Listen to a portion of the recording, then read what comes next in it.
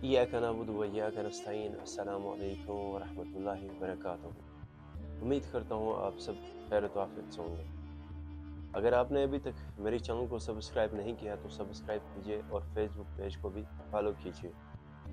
आज इस सीरीज़ का चौथा एपिसोड है और इस एपिसोड का ये पहला पार्ट है। तो ये सिर्फ कहानी नहीं, ये एक सफ़र है, एक ऐसे नबी का सफ़र जिनका जिक्र कुरान में सबसे ज़्यादा आया है, जो फ़िरऔन के सामने खड़ा हुए समंदर को दो हिस्सों में तकसीम किया और अपने कौम को गुलामी से निजात दी।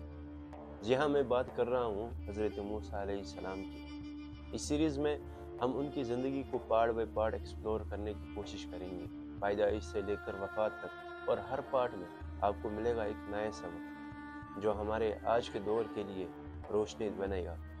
सिर्फ शुरुआत और आने वाले पार्ट्स आपकी ज़िंदगी बदल देंगे।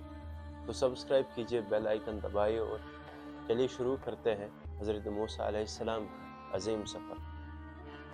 मिस्र, इजिप्ट का हुक्मरान फ़िरऔन न सिर्फ जालिम था बल्कि अपने आप को रब कहकर दावा करता था। उसने बनी इसराइल हज़रत याकूब अलैहिस्सलाम की औलाद को गुलामी में डाल रखा था। कुरान कहता है फ़िरऔन ने ज़मीन में गुरूर किया, अपनी कौम को गिरोह दर गिरोह कर दिया, एक गिरोह को कमज़ोर बना दिया, उनके बेटों को कत्ल करता और बेटियों को जिंदा रखता। वो फसाद करने वालों में से था।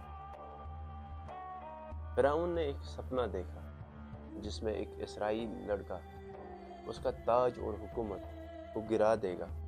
इसीलिए उसने ये ख़तरनाक हुक्म दिया कि हर इस्राएली का पैदा होने वाला लड़का कत्ल कर दिया जाए। इसी जुल्म के दौर में मूसा अलैहिस्सलाम की वालिदा ने उन्हें जन्म दिया।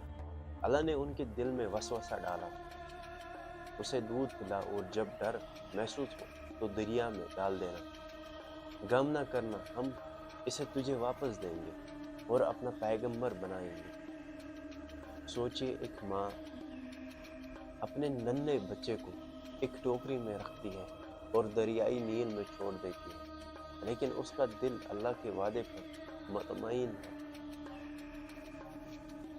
अल्लाह की कुदरत देखिए, वही मूसा जो कत्ल होने वाला था, उन्हें उठाया किसने? फ़िरऔन के महल के लोगों ने, फ़िरऔन की बीवी आसिया रज़ी अल्लाह ताला अन्हा ने। उसने फ़िरऔन से कहा, ये मेरी और तुम्हारी आंखों की ठंडक है, इसे न मारो, शायद ये हमें फ़ायदा दे या हम इसे अपना बेटा बना लें। यूँ मूसा अलैहिस्सलाम जालिम के घर पले, मगर अल्लाह की हिफाजत में। अल्लाह ने ऐसा भी किया कि मूसा किसी भी औरत का दूध नहीं पीते जब तक उनकी माँ को महल में न बुलाया गया। इसी तरह मूसा अपनी माँ की गोद में ही पले, लेकिन फ़िरऔन के घर की हिफाजत के साथ। मूसा अलैहिस्सलाम ने जवानी शान से गुजारी, लेकिन उनका दिल हमेशा अपनी कौम बनी इसराइल को दुख दर्द से जुड़ा रहा।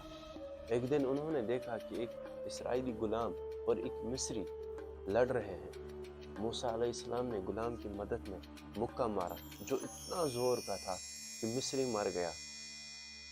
कुरान कहता है मूसा अलैहिस्सलाम ने कहा, ये शैतान का अमल है, या रब, मैं अपनी गलती की माफ़ी चाहता हूँ। अल्लाह ने मूसा अलैहिस्सलाम को माफ़ कर दिया, लेकिन अगले दिन फिर वही इसराइली किसी से लड़ रहा था।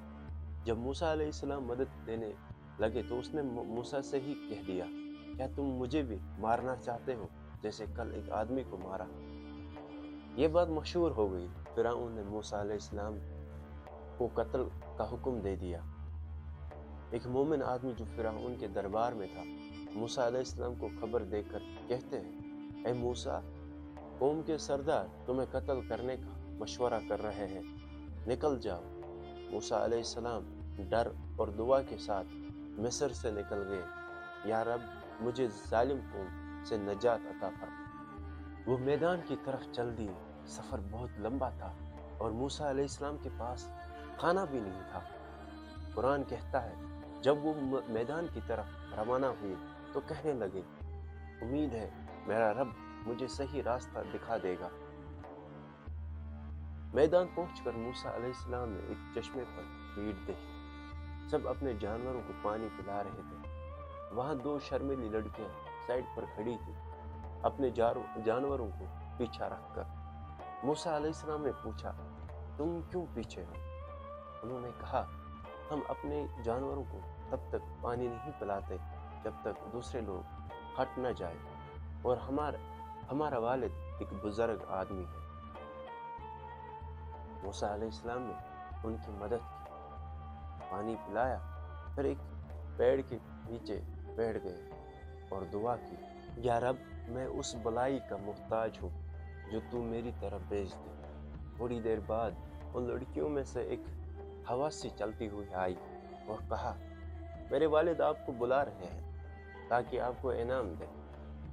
موسیٰ علیہ السلام گئے اور وہاں ان کی ملاقات حضرت شعیب علیہ السلام سے ہوئی۔ یہ ان کی قوم کے بزرگ سردار تھے۔ اس نے موسیٰ علیہ السلام کے اخلاق سے متاثر ہو کر اپنی بیٹی کا نکاح ان سے کرا دیا۔ موسیٰ علیہ السلام نے اپنی بیوی کے والد سے وعدہ کیا کہ وہ 8 یا 10 سال تک ان کے لیے کام کرے گا۔ یہاں موسیٰ علیہ السلام ایک نئی زندگی گزارتا ہے اللہ کی حفاظت میں، تاکہ آگے چل کر ایک بڑے مشن کے لیے تیار ہو سکے۔ اس پارٹ سے ہمیں کیا سبق ملتا ہے؟ ظلم کتنا بھی بڑا ہو جائے، اگر بندہ اللہ پر توکل کرے، صبر کرے اور اپنے رب کی طرف رجوع کرے تو اللہ اسے نہ صرف بچاتا ہے بلکہ عزت اور نئی زندگی عطا کرتا ہے۔ یہ اس پارٹ کی اختتامی کرتے ہیں، دوسرا پارٹ کل آئے گا انشاءاللہ۔ تب تک کے لیے آپ اپنا اور اپنے اہل عیال کا خیال رکھیں، اور یہ مت بھولیں کہ میری چینل کو بھی سبسکرائب کریں اور فیس بک پیج کو بھی فالو کریں۔ تب تک کے لیے خدا حافظ۔